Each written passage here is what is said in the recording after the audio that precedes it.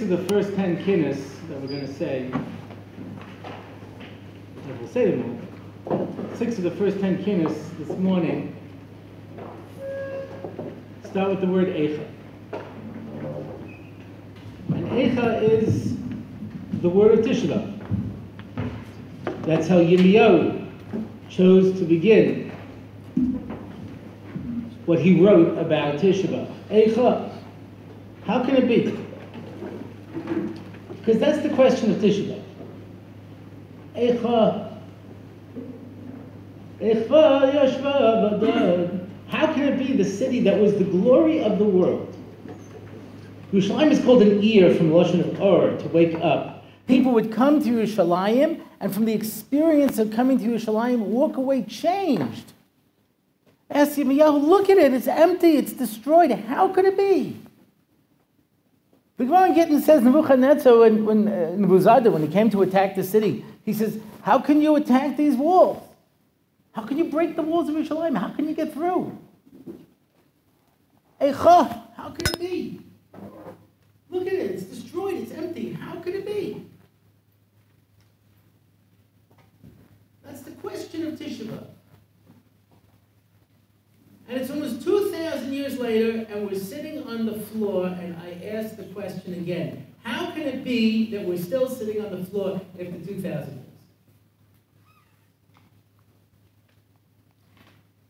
This is an intimidating thing to have to do. Because you look around this room, and there are people in this room who are among the finest Talmidei Chachamim that we have. Balei Chasodim, Mashpiei Torah, Mekaravim, Melamdim, people who care, people who work, Machnisei Orchim, who have guests in their house every single Shabbos. How can it be? We're still sitting on the floor. How can it be?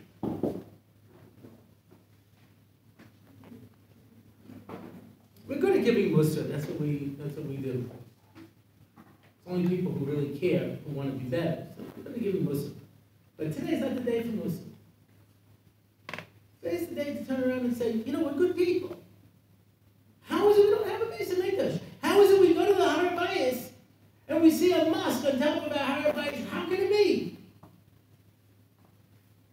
How can it be that we're afraid to go and stand outside of the outside wall of the Beis HaMikdash to be able to go down, and we're afraid? How can it be? How can we still be doing this?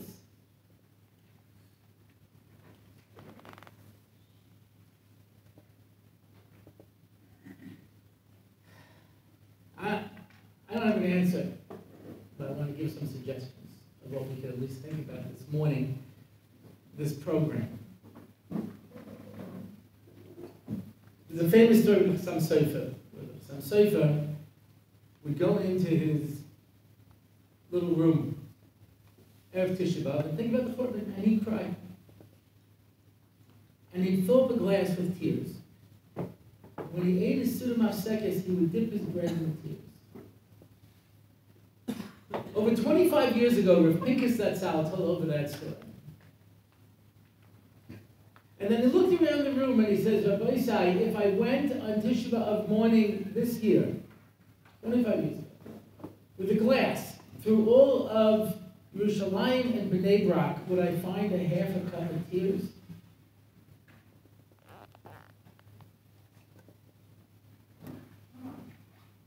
That's the problem. And it's not our fault, but it's the problem. How could it be? I'll tell you what the problem is. It's a Gemara. Rav Shimon Gamliel says that we mevatel megillas kindness. Why? Because just like needle in dead flesh doesn't have any feeling, so too we don't feel anything. Ask the Gemara. No. Dead people feel it. The Tosfos explains Pirkei Avos what that means is that when the Neshama sees its body being eaten up by Toloyim, it's like the needles in the flesh of a person. He says, no, I mean a person who's alive, who has part of his skin that's dead, and you stick a needle in it, you don't feel anything. That's what we're like.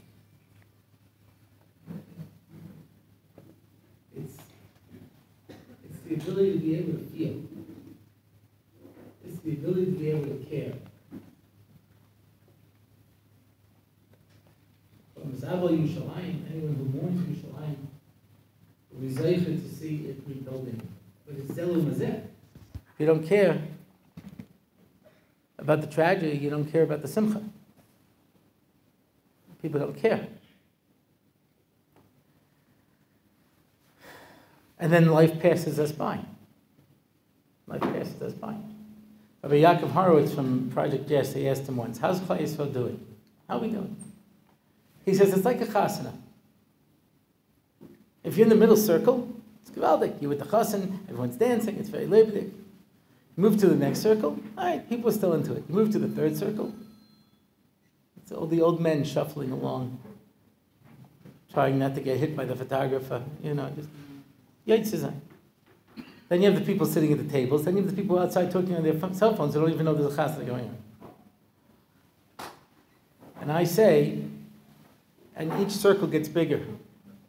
That's the nature of concentric circles. The more you move out, the more there are people who don't even know there's a chasna going on.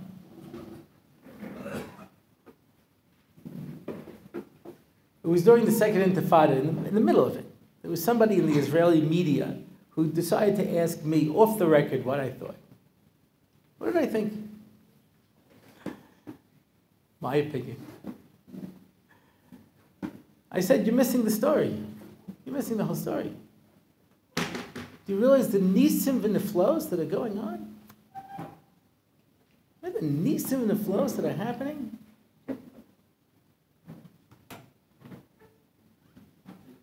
A car filled with explosives in Geula was spotted because it was parked illegally. I understand if it was parked legally. It's parked illegally, and that's how you spotted it? That's how you stopped it? Guy Yasharim saw a suitcase attached to a cell phone. He figured it was a bomb. So he pulled out the wires. They arrested him for tampering with a bomb. He says, well, did you know what you were doing? He says, well, there were a couple of wires. You pull them out, probably stops. Pull it out. Psagot, mother got up in the morning to get her baby from the crib. There was a bullet lodged just above the baby's head in the crib. And so it went. That's to take away a moment from the tragedy. But the nisim and the flows. Yesterday, an Arab took a tractor and smashed it into a bus, turning it over. He chose an empty bus. And he chose Erev Tisha B'Av because otherwise there would have been hundreds of Talmidim from the Mir who that bus would have smashed into. Nisim for the flows. The mayor of Ashkelon said, we were hit with almost 200 missiles. That's like an earthquake. You know how many houses should be destroyed? You know how many people should be dead?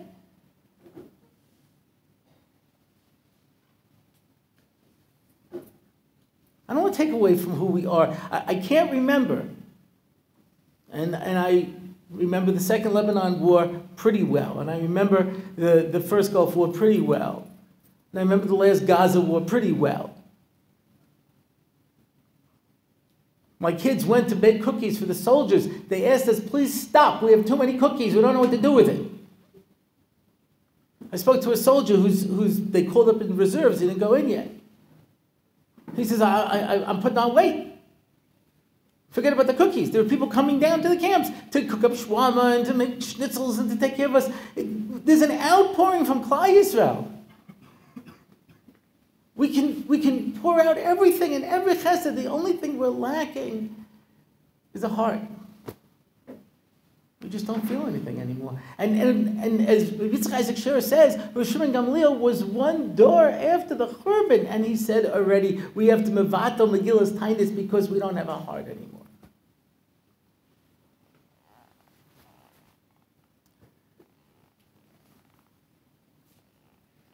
Say the Chazal, 3 people use the Lashon of Eicha.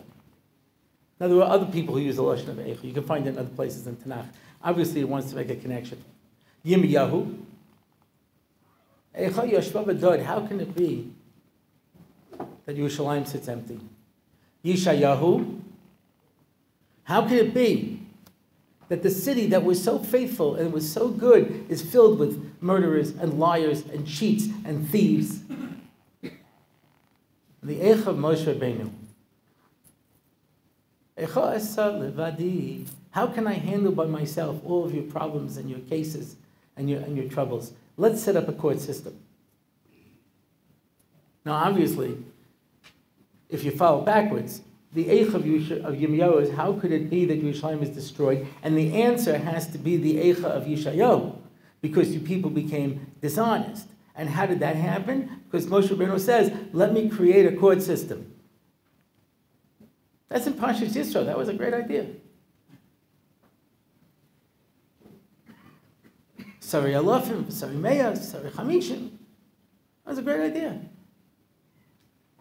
So Rashi says, when the people said yes, Moshe Rabbeinu said, that's the problem.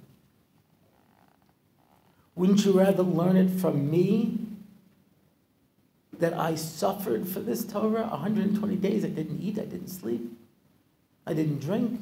I heard it from a HaKadosh Baruch Hu. Wouldn't you rather hear it from me? And the answer is, not if it's too hard. Why is this in Parshas Yisro B'chlal? It happened after Yom Kippur. It happened after we had after Parshas Kisisa.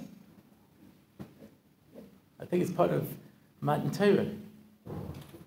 Because Moshe Rabbeinu says to HaKadosh Baruch Hu, I don't know what to do. They don't want to listen to me. And he says, don't feel bad. They don't want to listen to me either. Because that's the Rashi in Parshas V'eschanan that we're going to read this Shabbos. At Tidaber. You weakened me, says Moshe Rabbeinu, because I saw that you weren't willing, charedim lihizkarev me'ahava, trembling out of love, to listen to HaKadosh Baruch Hu. Because it was hard. It was definitely hard. Every time HaKadosh Baruch Hu said one of the Dibros, they died. It was definitely hard. I don't even want to hear from HaKadosh Baruch Hu if it's too hard. I don't want to hear from HaKadosh Baruch Hu. I don't want to hear from Moshe Rabbeinu. I don't want to do anything. Rabbi Salanta once said that the 11th commandment is don't be a nar. Today, the 11th commandment, talk to anybody today, is take it easy. Take it easy. I don't need all this. I don't have to put up with this. I don't need these problems. That's the problem. Everything's too much for us. Shabbos is too much for us, and Pesach is too much for us. Could you imagine there's a Pesach Mikdash, and you have to bring korbanos, and you have to worry about Tum and Tara? Forget about it. We got too much on our plate as it is. We can't handle anything. It's too much for us.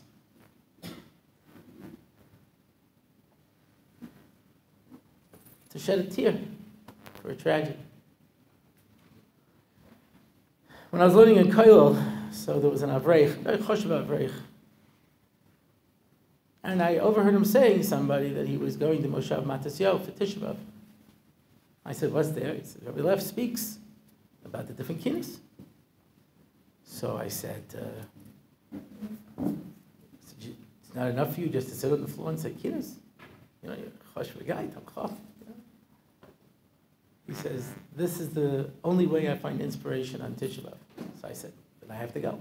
And I started going with my friend Rabbi Margolin, and we would go and listen to Rabbi Lev year after year.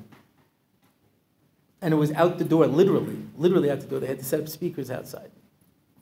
And one year we're driving back, and Rabbi Margolin says, there must be enough talent in Har Nov that there are so many people who want to be able to take advantage of this, who should be able to. And he put together this program. In the very first year, I asked my friend Menachem Nissel if he would speak, and his attendance at this event has been better than mine. He's sponsoring this morning in memory of his father, Shabtai ben Chaim Menachem, Hashem Hashem and Aliyah. And we found people coming together. Because we're searching, we're desperate to be able to feel, to be able to chip away.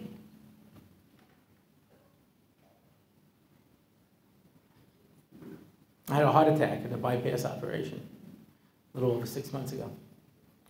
And one of the medications, that I was taking made me very emotional.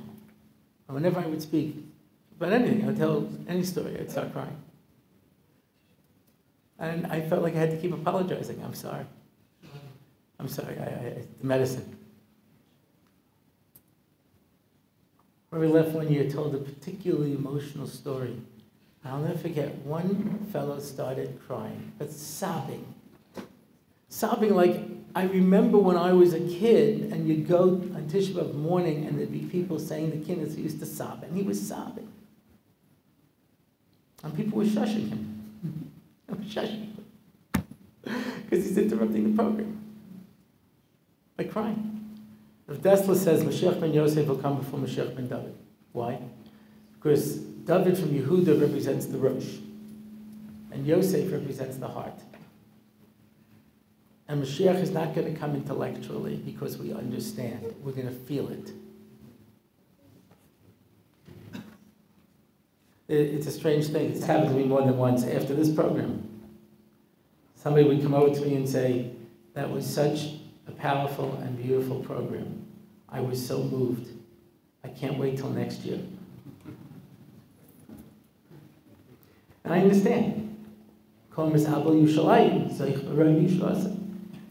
If you know what it is on Tisha B'Av morning to feel something, that it should be something that moves us, we don't want to let that go. But don't you understand? When we reach Yerushalayim, the way it's supposed to be, our mouth will be filled with laughter. It's going to be what it's supposed to be. We're going to live the life we're supposed to be. A real chasana, not just the middle circle. We'll be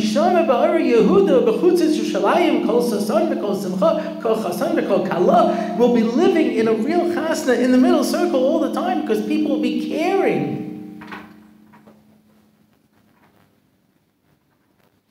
Everybody in this room does the right thing. I'm not worried about that.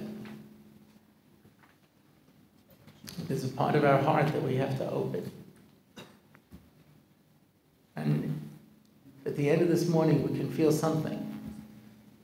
Something that we can shed a tear over. If we can realize, Eicha, how could it be?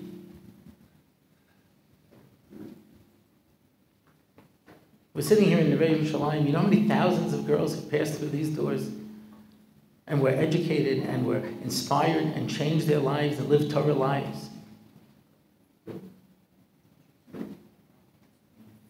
I got a scary letter from Rabbi Refson.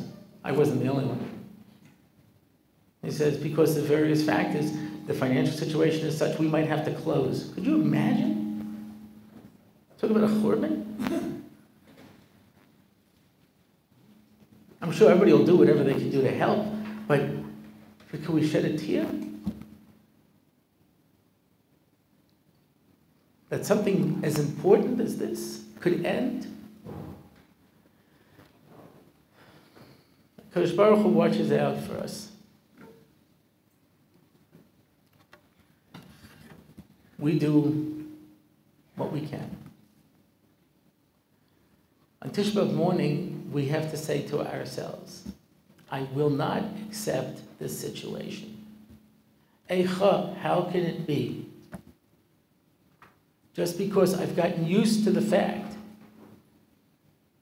that if you drive through the streets, they throw rocks at you, or shoot bullets at you, or fire missiles at you. And each time we come up with something else. So we put grates on top of our car windows, and then we get bulletproof glass, and then we get an iron dome, and we keep coming up with some other way to stop it until Kadosh Baruch Hu says, what do I have to do so that it makes an impact on you?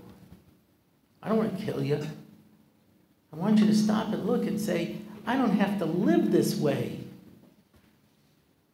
Yeah, but we have a good army, and we have Iron Dome, and we have world support now. More people are on our side, and that's not the point.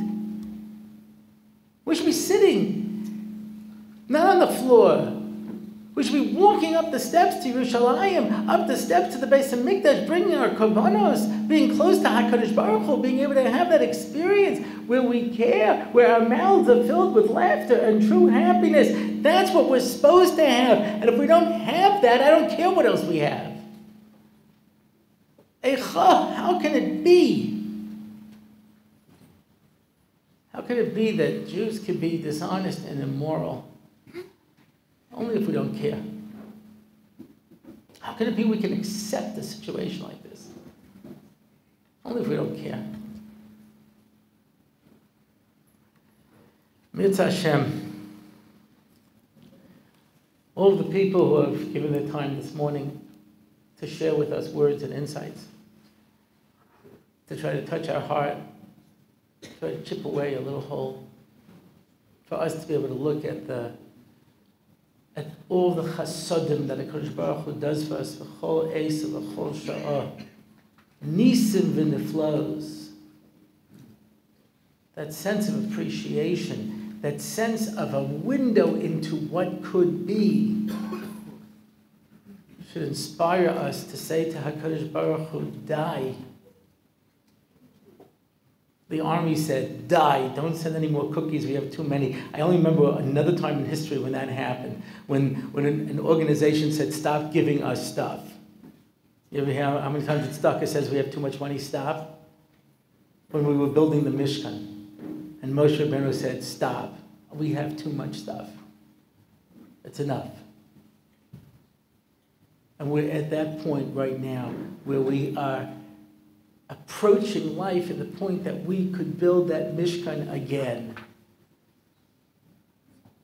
Chadesh Yomeinu Kikedem. Bring back the days. That's how we finish Eicha. Bring back the days as it was. Bring us back to where we're supposed to be. This is wrong. Kadosh Baruch Hu should give us the strength this morning that we can open up a little window so that we're filled with enough disgust that we say, I don't want to be this way anymore. I want Klal Yisrael to be what they can be. And Amir Hashem, Hashivenu Hashem Elecha V'Nashuva Chadesh Shemenu Kekedem.